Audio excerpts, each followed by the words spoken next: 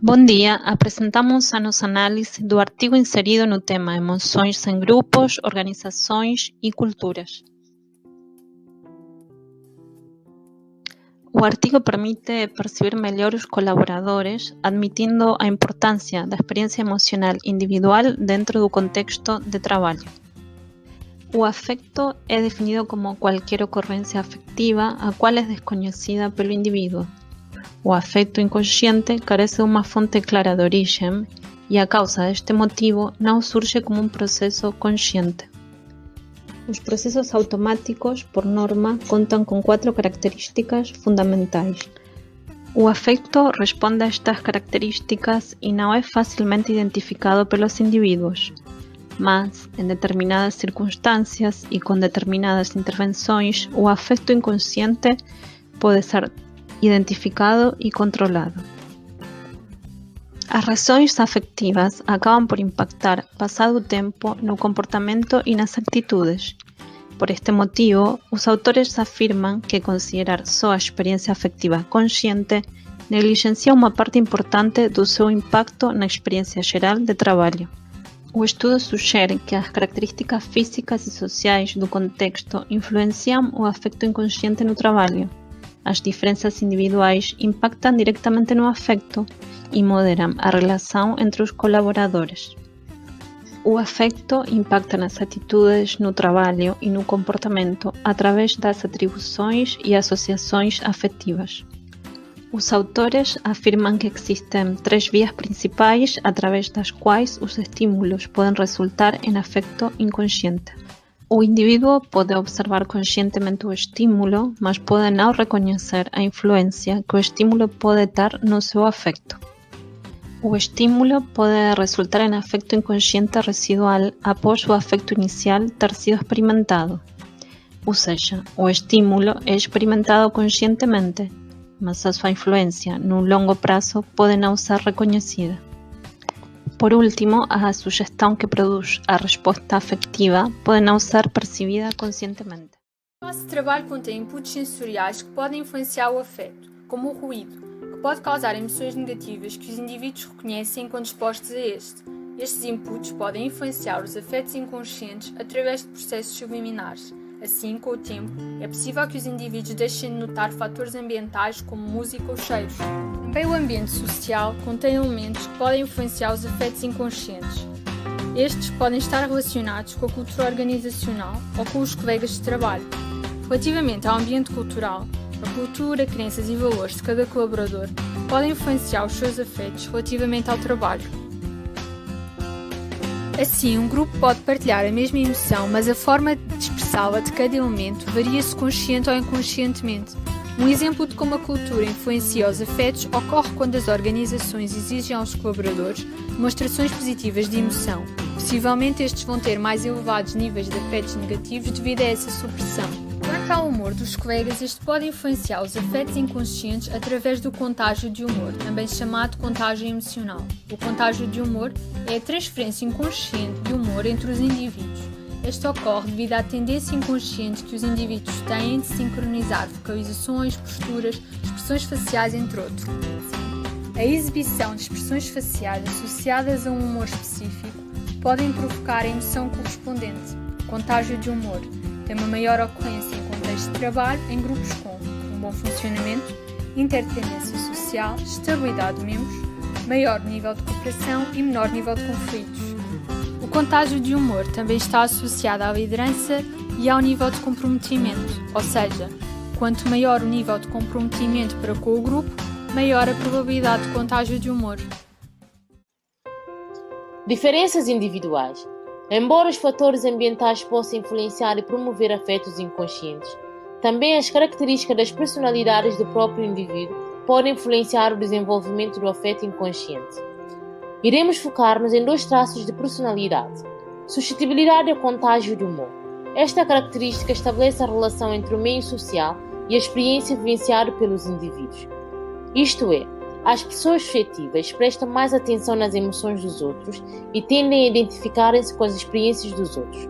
Por exemplo, um indivíduo que está insatisfeito com o trabalho passa o dia chateado e rabugento. Este pode contaminar as emoções dos seus colegas de forma inconsciente com sua má disposição. Estes, por sua vez, vão contaminar os seus familiares em casa. Inteligência emocional. Enquanto que na suscetibilidade os indivíduos se apercebem das emoções dos outros, na inteligência emocional, o indivíduo tem a capacidade de regular os seus próprios sentimentos e a perceber-se das emoções dos outros. Causas e consequências dos afetos inconscientes. Os afetos inconscientes podem ter efeitos significativos e únicos no contexto organizacional, incluindo nas atitudes e nos resultados.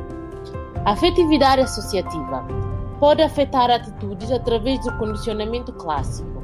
Este ocorre quando uma situação incondicionada, que não está sujeita a nenhuma condição, torna-se associado a um estímulo condicionado. Por exemplo, numa organização onde exista um chefe abusivo que insulta constantemente os seus colaboradores, por ser constantemente ofendido por parte destes, o colaborador pode criar um sentimento negativo em relação ao superior, mas esse sentimento virá ao de cima, mesmo quando o superior não esteja a relacionar-se diretamente com o mesmo. Erro da atribuição do humor. O afeto inconsciente pode influenciar como os indivíduos se percebem e avaliam estímulos não relacionados com o seu ambiente. Além de descrever os afetos inconscientes e os processos pelos quais surge e influencia comportamentos, esta teoria do afeto inconsciente no trabalho tem também implicações nas intervenções e políticas no local de trabalho. Sendo que, se for detectado por alguém no local de trabalho que o afeto inconsciente pode estar a influenciar atitudes e comportamentos, pode-se elaborar como solução políticas e procedimentos para influenciar essas atitudes e comportamentos.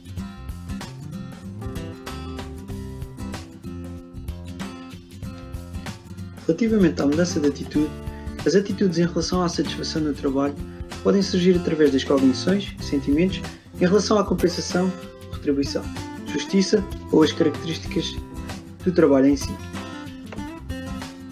O equilíbrio entre estas influências gera o nível de satisfação no trabalho, que é influenciado por aquilo que cada indivíduo mais valoriza.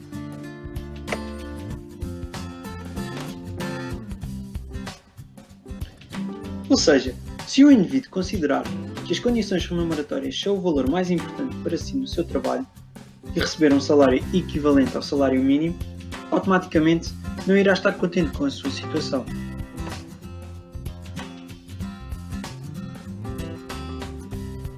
Porém, ao saber que essa é a componente que mais valoriza, pode optar por ter um comportamento de mudança de atitude para com a situação e procurar um novo posto de trabalho, de acordo com as suas expectativas, ou ficar no mesmo e manter os baixos níveis de satisfação no trabalho.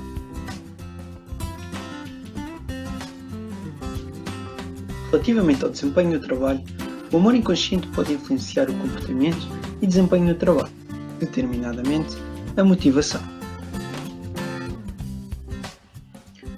Ou seja, um efeito positivo em relação ao trabalho aumenta a motivação e o comportamento em relação ao trabalho, e o efeito negativo em situação oposta diminui a motivação no trabalho e o comportamento em relação ao mesmo. Isto é, o afeto inconsciente influencia os resultados organizacionais, determinadamente as atitudes e o desempenho, através do processo de associações afetivas e da atribuição incorreta de humor.